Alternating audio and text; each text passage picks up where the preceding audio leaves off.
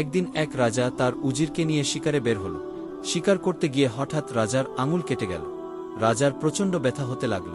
তখন উজির বলল, হে মহারাজ, চিন্তা করবেন না, আল্লাহ যা করেন মঙ্গলের জন্যই করে। রাজা রেগে গিয়ে বলল, আমার আঙুল কেটে গেল আর তুমি বলছো এটি মঙ্গলের জন্য।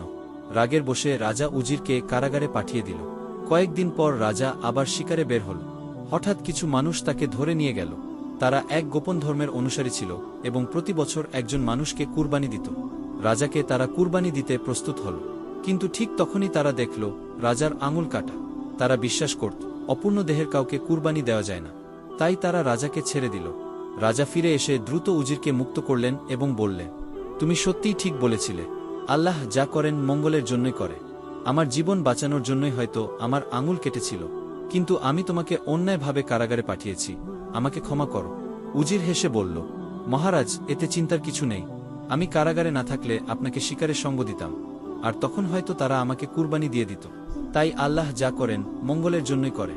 জীবনে কখনো কখনো আমরা বুঝতে পারি না কেন কিছু খারাপ ঘটনা ঘটে, কিন্তু পরবর্তীতে বুঝতে পারি আল্লাহ সবকিছু আমাদের মঙ্গলের জন্যই করেন।